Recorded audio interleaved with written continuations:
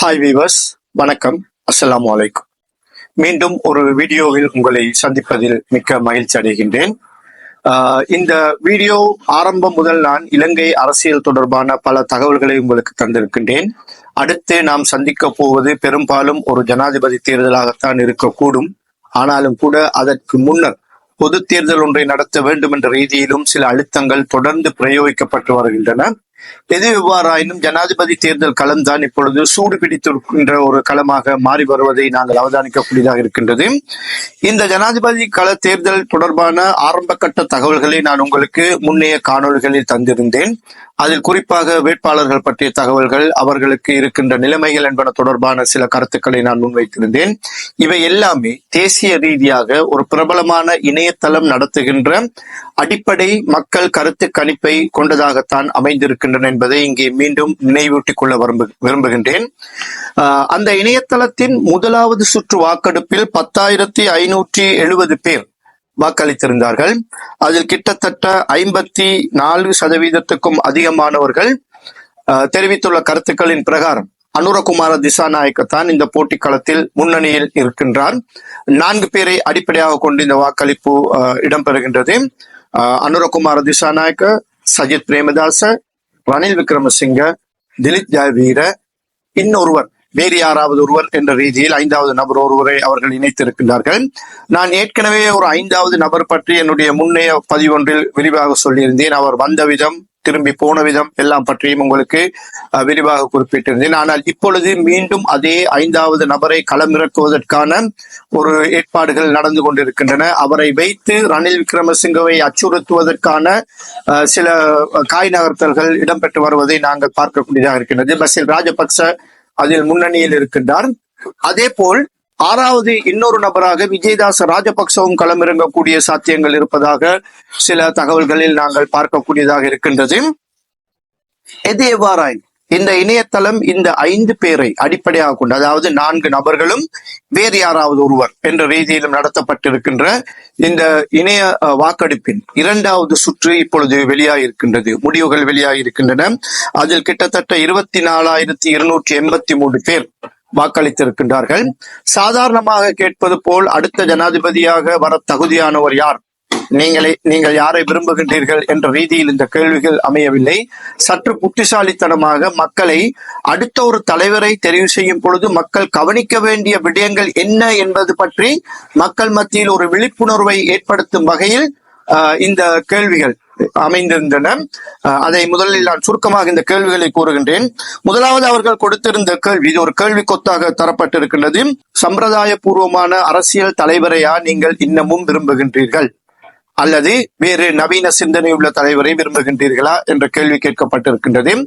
சம்பிரதாய பூர்வமான அரசியல் தலைவர்கள் யார் இந்த களத்தில் இருக்கின்றார்கள் என்பதை நான் சொல்ல தேவையில்லை, அது உங்களுக்கே தெரியும். நவீன சிந்தனை கொண்டவர் யார் என்பதை மக்கள் எவ்வாறு அடையாளப்படுத்தி இருக்கின்றார்கள் என்பதும் உங்களுக்கு தெரியும்.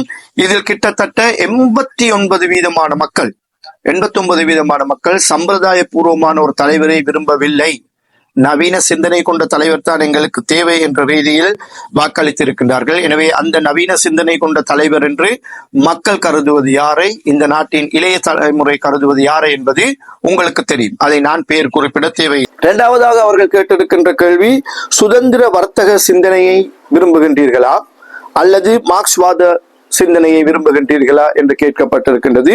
இந்த கேள்விக்கு பெரும்பாலானவர்கள் சுதந்திர வர்த்தக முறையைத்தான் நாங்கள் விரும்புகின்றோம் என்று குறிப்பிட்டிருக்கின்றார்கள். அதற்கும் கிட்டத்தட்ட 89% சுதந்திர வர்த்தக போக்கை விரும்புவதாக குறிப்பிட்டிருக்கின்றார்கள். 11% மட்டுமே மார்க்ஸ்வாத போக்கை விரும்புவதாக குறிப்பிட்டிருக்கின்றார்கள். எனவே அதிலும் உங்களுக்கு தெரியும் சுதந்திர வர்த்தக சிந்தனை உள்ளவர்கள் யார், மார்க்ஸ்வாத சிந்தனை உள்ளவர்கள் யார் என்பது. ஆனால் இப்பொழுது அந்த மார்க்ஸ்வாத சிந்தனை உள்ளவர்களும் தங்களுடைய சிந்தனையை சுதந்திர லிபரல் திங்கிங்காக, அவர்கள் சுதந்திர சிந்தனையாக அல்லது தாராளமயமான சிந்தனையாக மாற்றிக்கொண்டு வருகின்றார்கள். அதற்கான முன்னேற்பாடுகளை அவர்கள் செய்து முடித்திருக்கின்றார்கள். அதற்கான சந்திப்புகள் பல இப்பொழுது சர்வதேச மட்டத்தில் நடந்து வருகின்றன என்பதெல்லாம் உங்களுக்கு தெரிந்த விடயம். அடுத்ததாக, பொருளாதாரத்தை முன்னெடுத்து செல்லக்கூடிய பொருத்தமான தலைவர் யார் என்ற ஒரு கேள்வி முன்வைக்கப்பட்டிருக்கின்றது. இந்த கேள்வியிலிருந்து தான் நபர்களின் பெயர்களை அவர்கள் குறிப்பிடுகின்றார்கள். இந்த நபர்களுள், அதாவது நான் ஏற்கனவே குறிப்பிட்ட அந்த 4 பேர், அனுரகுமார திசாநாயக்க, ரணில் விக்ரமசிங்க, சஜித் பிரேமதாச, திலித் ஜெயவீர அல்லது வேறொருவர். இவ்வாறு 5 பேரை கொடுத்து இவர்களுள் பொருளாதாரத்தை முன்னெடுத்து செல்லக்கூடிய பொருத்தமான தலைவர் யார் என்ற கேள்வி முன்வைக்கப்பட்ட பொழுது கிட்டத்தட்ட 59% மக்கள் அனுரகுமார திசாநாயக்காவுக்கு தான் வாக்களித்திருக்கின்றார்கள். 21% மட்டுமே ரணில் விக்ரமசிங்கவுக்கு வாக்களித்திருக்கின்றார்கள். சஜித் பிரேமதாசவுக்கு 9.6% மக்கள் மட்டுமே வாக்களித்திருக்கின்றார்கள். அடுத்ததாக முற்போக்கு சிந்தனை உள்ளவர் யார் என்ற கேள்வி முன்வைக்கப்பட்டிருக்கின்றது. அந்த கேள்விக்கும் கிட்டத்தட்ட 59% மக்கள் அனுரகுமார திசாநாயக்கத்தான் முற்போக்கு சிந்தனை உள்ளவர் என்று குறிவித்திருக்கின்றார்கள். இந்த கேள்வியில் ரணில் விக்ரமசிங்க இப்பொழுது 2வது இடத்துக்கு வந்திருக்கின்றார். அவருக்கு 16.8% வாக்குகள் கிடைத்திருக்கின்றன. சஜித் பிரேமதாச 3வது இடத்துக்கு தள்ளப்பட்டிருக்கின்றார். அவருக்கு 8.8% வாக்குகள் மட்டுமே கிடைத்திருக்கின்றன. அடுத்த கேள்வி முக்கியமான கேள்வி, சுறுசுறுப்பும் செயற்திறனும் மிக்க தலைவர் யார் என்ற கேள்வி எழுப்பப்பட்டிருக்கின்றது. இந்த கேள்விக்கும் பெரும்பாலான மக்கள், அதாவது 57.9% மக்கள் அனுரகுமார திசாநாயக்கத்தான் இப்போதைக்கு சுறுசுறுப்பு மிக்க செயற்திறன் மிக்க தலைவர் என்று குறிப்பிட்டிருக்கின்றார்கள். ரணில் விக்ரமசிங்கவுக்கு இந்த கேள்விக்கு 17% வாக்குகள் கிடைத்திருக்கின்றன. இதில் மீண்டும் சஜித் பிரேமதாஸ் 3வது இடத்துக்கு தள்ளப்பட்டிருக்கின்றார்.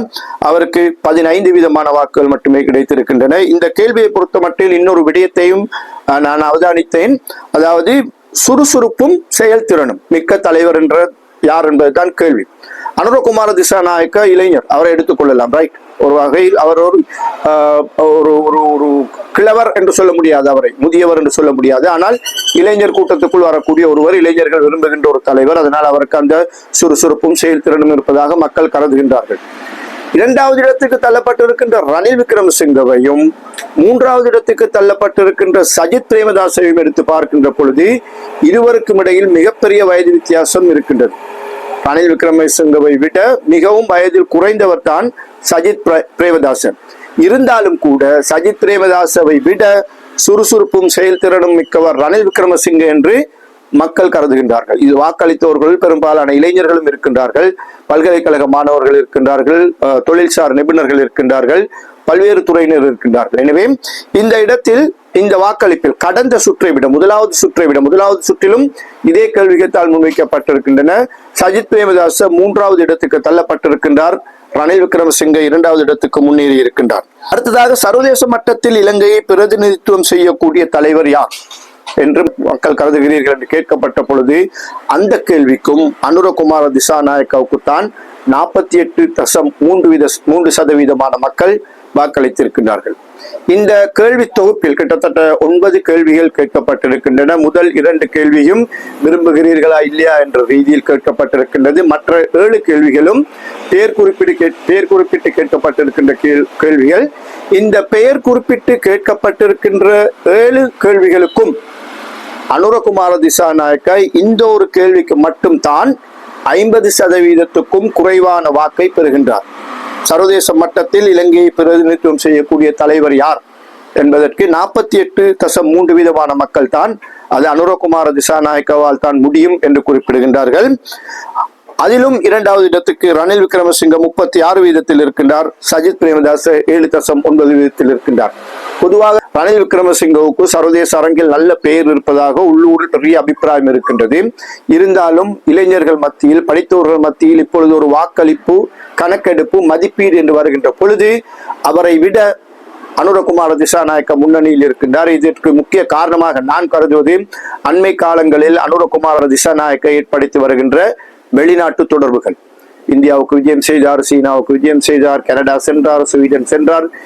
பல பிரமுகர்கள் அவரை இங்கு வந்து சந்தித்தார்கள்.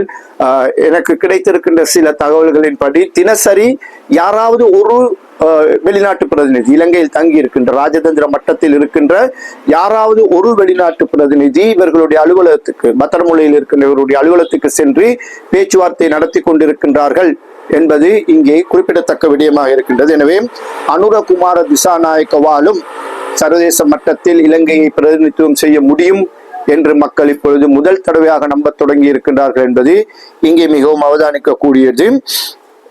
அடுத்ததாக நாட்டை வெற்றி பாதையில் உயர் மட்டத்துக்கு எடுத்து செல்லக்கூடிய தலைவர் யார் என்ற கேள்வி கேட்கப்பட்ட பொழுது அதற்கும் 50.6% மக்கள் அனுரகுமார திசாநாயக்கவால் தான் அது முடியும் என்று தெரிவித்திருக்கின்றார்கள். 20.6% மக்கள் தான் ரணில் விக்ரமசிங்கவால் அது முடியும் என்று குறிப்பிட்டிருக்கின்றார்கள். சஜித் பிரேமதாச இந்த கேள்வியிலும் 3வது இடத்தில் இருக்கின்றார். திலீப் ஜெயவீர பற்றி நான் எதுவுமே சொல்லவில்லை. அவர் எல்லாவற்றிலும் குறைந்தது 5% அல்லது 4க்கும் 5க்கும் இடைப்பட்ட வீதாசாரத்தில் தான் அவருடைய மரியாதை அல்லது அவருடைய செல்வாக்கு இருக்கின்றது என்பதை நாங்கள் இங்கே குறிப்பிட வேண்டும். அடுத்ததாக, நாட்டை வெகுவாக நேசிக்கும் தலைவர் யார் என்ற கேள்வி முன்வைக்கப்பட்ட பொழுது அதற்கும் 57.2% மக்கள் அனுரகுமார திசாநாயக்கத்தான் நாட்டை அதிகமாக நேசிக்கும் தலைவர் என்று குறிப்பிட்டிருக்கின்றார். இந்த கேள்வியில் சஜித் பிரேமதாஸ் 2வது இடத்துக்கு வந்திருக்கின்றார். ஆனால் அனுரகுமார திசாநாயக்கவுக்கும் சஜித் பிரேமதாசுக்கும் இடையில் உள்ள வாக்கு வித்தியாசம் மிகவும் பெரிய வித்தியாசமாக இருக்கின்றது. சஜித் பிரேமதாசவுக்கு 18.6% வாக்குகள் மட்டுமே கிடைத்திருக்கின்றன. அனுரகுமார திசாநாயக்காவுக்கு இந்த கேள்விக்கு 57.2% வாக்குகள் கிடைத்திருக்கின்றன. ரணில் விக்ரமசிங்க 16.9% இருக்கின்றார். எனவே ரணில் விக்ரமசிங்கவுக்கும் சஜித் பிரேமதாசவுக்கும் இடையிலான வாக்கு வித்தியாசம் குறுகியதாகவும், 2வது இடத்தில் சஜித் பிரேமதாச வந்தாலும் சரி, ரணில் விக்ரமசிங்க வந்தாலும் சரி, 1வது இடத்தில் இருக்கின்ற அனுரகுமார திசாநாயக்கும் அவருக்கும் இடையில் இருக்கின்ற வாக்கு வித்தியாசம் மிகவும் விரிவானதாகவும் இருப்பதை நாங்கள் இந்த வாக்களிப்பு தோறும் இதன் முடிவுகளை எடுத்து சற்று அலசி ஆராய்கின்ற பொழுது நாங்கள் அவதானிக்கக்கூடியதாக இருக்கின்றது. கடைசியாக கேட்கப்பட்டிருக்கின்ற கேள்வி, இளைஞர்களின் அபிலாஷைகளை நன்கு புரிந்து கொண்டவர் யார், எந்த தலைவர் என்ற கேள்வி கேட்கப்பட்டிருக்கின்றது. அதற்கும் 54.3% மக்கள் அனுரகுமார திசாநாயக்கத்தான் இளைஞர்களின் அபிலாஷைகளை நன்கு புரிந்து கொண்டவர் என்று குறிப்பிட்டிருக்கின்றார்கள். ரணில் விக்ரமசிங்க அந்த தகுதி இருப்பதாக 19% கருதுகின்றார்கள். இதிலும் சஜித் பிரேமதாச 17% வாக்குகளை பெற்றிருக்கின்றார் என்பது இங்கே குறிப்பிடத்தக்கது. இந்த வாக்களிப்பு தோறும் தொடர்ந்து நாங்கள் பார்க்கின்ற பொழுது அனுரகுமார திசாநாயக்காவுக்கு சில கேள்விகளில் சில இடங்களில் 1வது சுற்று வாக்கை விட ஓரளவு சரிவு ஏற்பட்டிருக்கின்றது.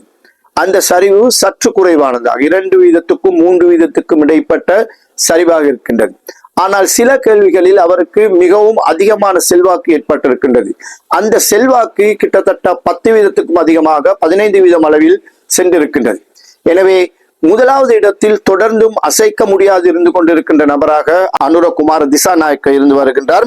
அவருக்கு ஒட்டுமொத்தமாக இந்த 2 சுற்று வாக்களிப்புகளையும் வைத்து ஒரு மதிப்பீட்டை பார்க்கின்ற பொழுது இன்னமும் 47%க்கும் அதிகமான மக்கள் அவரை இந்த நாட்டுக்கு பொருத்தமான தலைவர் என்று நம்புகின்றார்கள் என்று நாங்கள் உணரக்கூடியதாக இருக்கின்றது.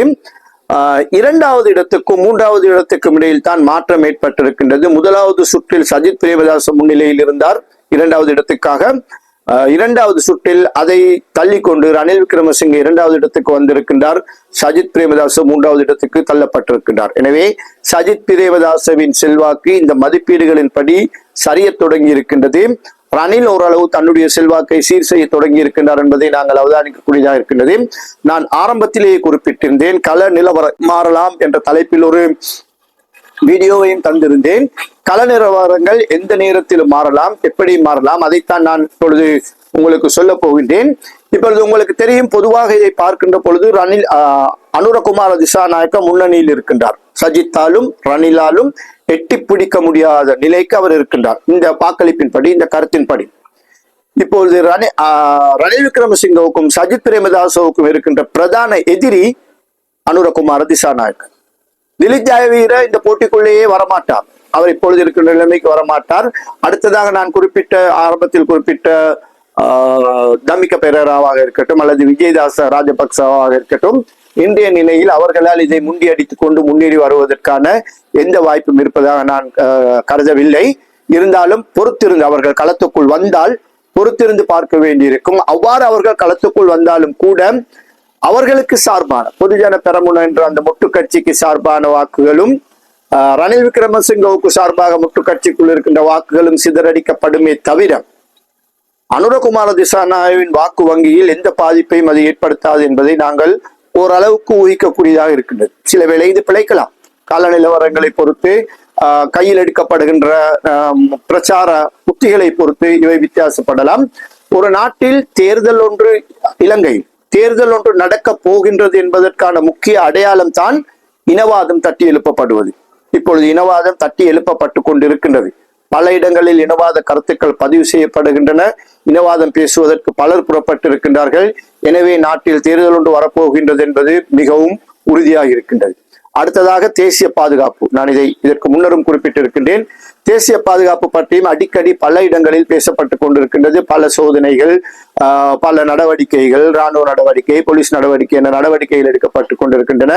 இவையெல்லாம் கூட தேர்தல் ஒன்று வரப்போகின்றது என்பதை கட்டியம் கூறும் நிகழ்வுகளாகத்தான் இருக்கின்றன. எனவே தேர்தல் ஒன்று வரப்போகின்றது. இந்த தேர்தல் களம் எவ்வாறு அமையப் போகின்றது என்பதுதான் வித்தியாசம்.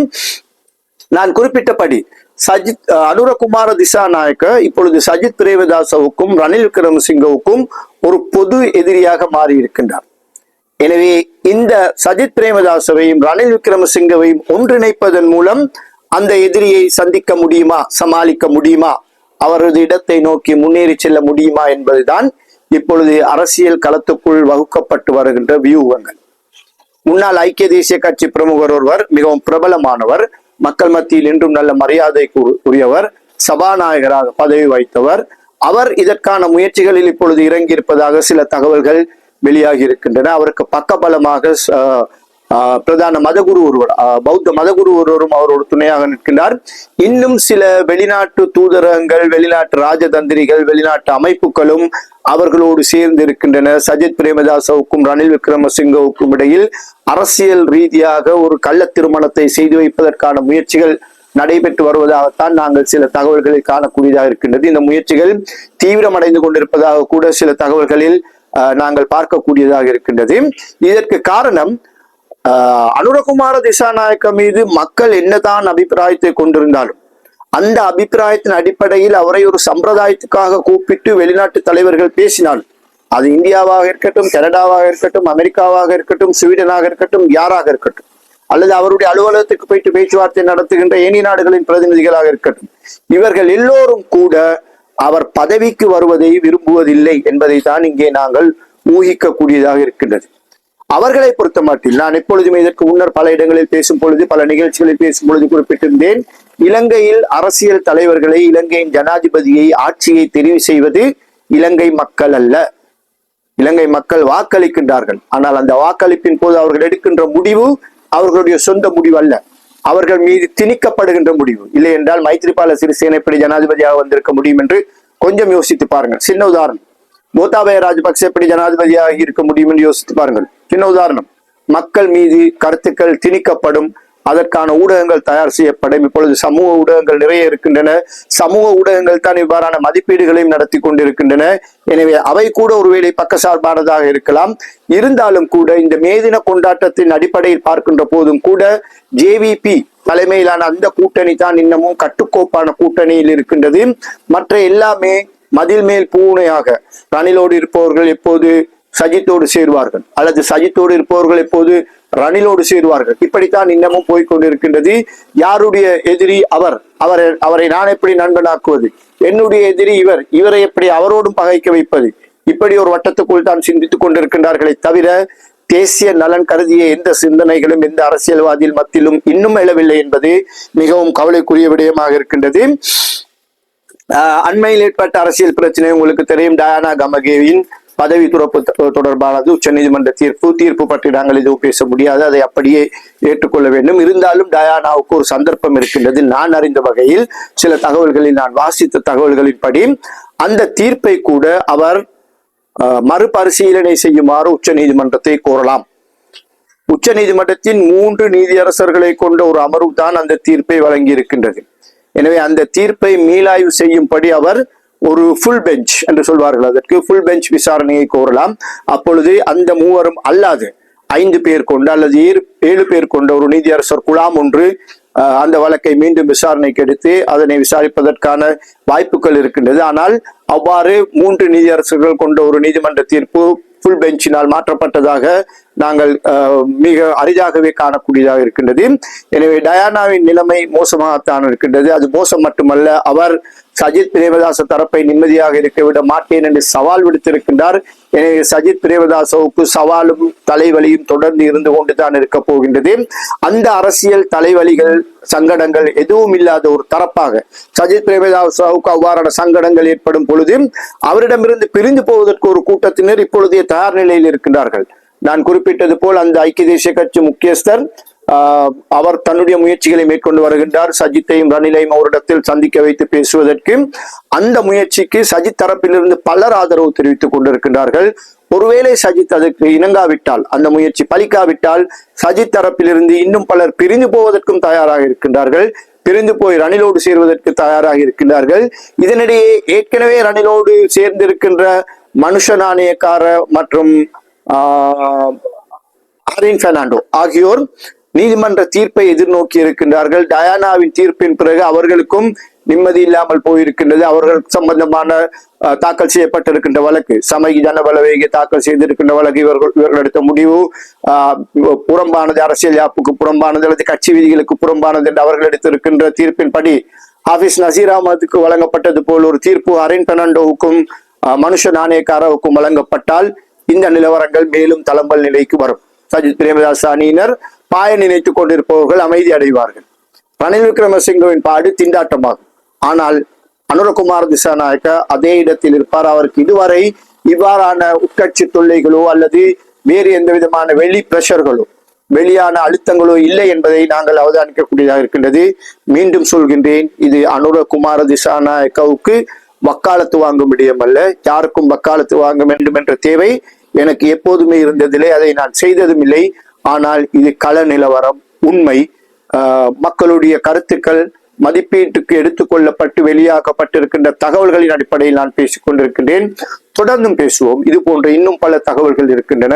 இலங்கை அரசியல் பற்றியும் வெளிநாட்டு அரசியல் பற்றியும் அவ்வப்போது உங்களோடு பேசுவதற்கு நான் தயாராக இருக்கின்றேன். இந்த சேனலை பார்த்து கொண்டிருக்கும் பொழுதே சப்ஸ்கிரைப் பண்ணுங்கள், லைக் பண்ணுங்கள். உங்கள் நேசக்கரங்களை நீட்டி எனக்கு தேவையான ஆதரவை வழங்குமாறு கேட்டு விடைபெறுகின்றேன்.